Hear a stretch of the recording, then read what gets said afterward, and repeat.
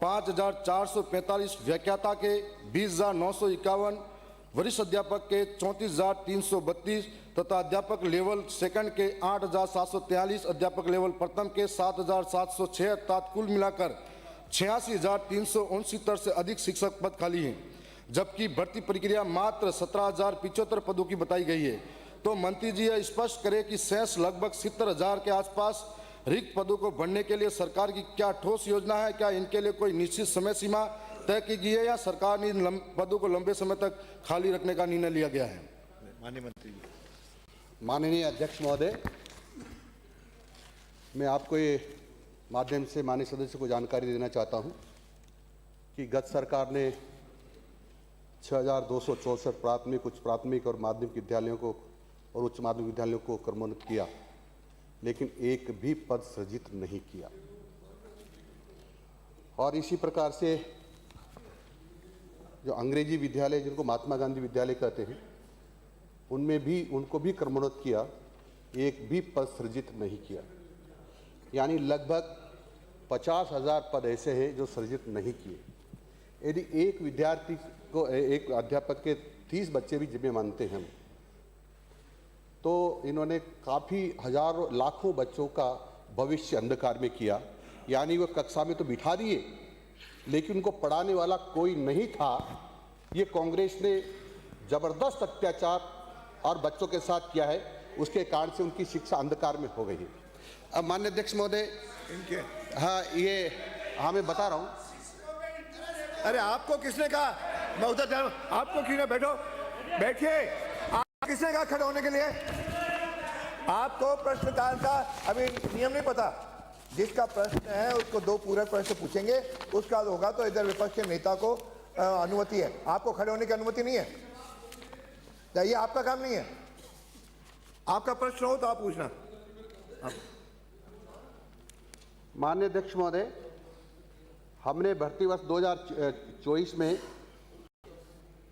कुल 2202 भर्ती की हमने भर्ती निकाली और उसकी परीक्षा 23/6/25 को हुई है। वर्तमान में सभी विषयों की परीक्षा परिणाम जारी हो गए हैं और शीघ्र ही इनका दस्तावेजों का सत्यापन चल रहा है, ये हमको मिलने वाले हैं। इसी प्रकार से हमने 2025 में 3,225 की भर्ती निकाली और इसकी भी परीक्षा 31/5/26 को हो गई है और ये भी शीघ्र शिक्षक हमको मिलने वाले हैं। इसी प्रकार से और भी ग्रेड के हैं। वरिष्ठ अध्यापक की बात करूं तो 2024 में 2,129 की निकाली, 2025 में 6,500 की निकाली और इसी प्रकार से ये सभी भर्तियां प्रक्रियाधीन हैं। इनकी परीक्षा की दिनांक बताऊं तो मैं वरिष्ठ अध्यापकों की परीक्षा थी 7/9/2025 को और 12/9/2025 को। तो ये लगातार हम भर रहे हैं और अभी तक हम 72,000 पदों को भर पाए हैं, क्योंकि कुछ प्रमोशन से भरे हमने और कुछ सीधी भर्ती से भरे हैं। तो लगातार हम पद भर रहे हैं, लेकिन कांग्रेस ने पदों को नहीं भरा। इसके कारण से हमारे बच्चों की शिक्षा बाधित हुई और कई जो मेरिट में आ सकते थे वो बच्चे मेरिट में आने से रह गए, जो पास होने से हो सकते थे पास होने से रह गए। यानी उनका जीवन अंधकार में इस कांग्रेस ने कर दिया है। अगला पूरक। पहले प्रश्न का जवाब प्रदेश के नौजवान युवा देख रहे हैं। 70,000 पद खाली है, उसको कब भरेंगे इसकी बात नहीं। मैं दूसरा पूरक प्रश्न पूछना चाह रहा हूं आपके संरक्षण के माध्यम से।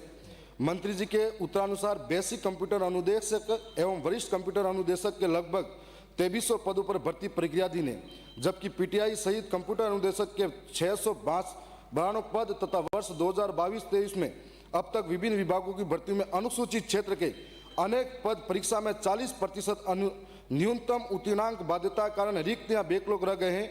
ऐसी स्थिति में यह स्पष्ट किया जाए कि क्या सरकार अनुसूचित क्षेत्रों में लागू 40% न्यूनतम उत्तीर्णांक बाध्यता हटाकर 2022 से पूर्ववत मेरिट आधारित चयन प्रक्रिया अपनाकर इन सभी रिक्त पद एवं बैकलॉग पदों को भरने का निर्णय लेगी? यदि हाँ तो कब तक, और यदि नहीं तो इसके स्पष्ट कारण क्या हैं?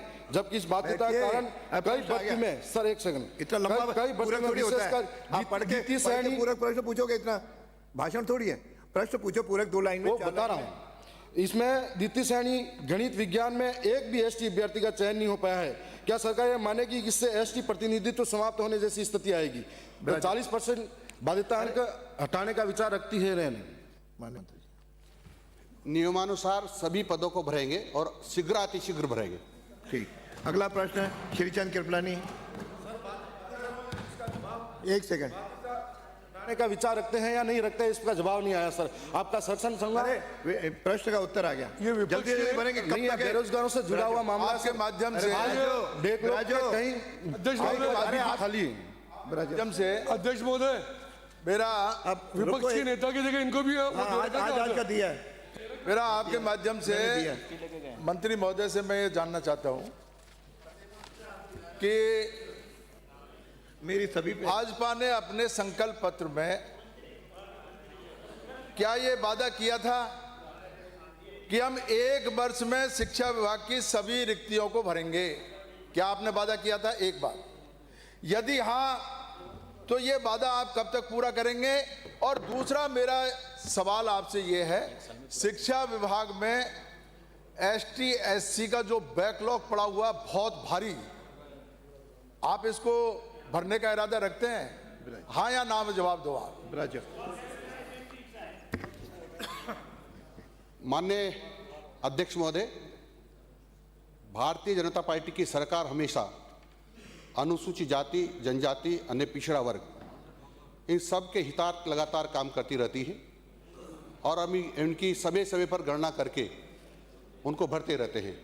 अभी भी यदि कोई इस प्रकार के पद बैकलॉग होगा तो आने वाली भर्तियों में इसको समायोजित करके भरने का प्रयास करेंगे। श्रीचंद कृपलानी, अरे हो गया, इतना ही उत्तर आता, उत्तर इतने 5 मिनट। प्रश्न संख्या 224 आया है।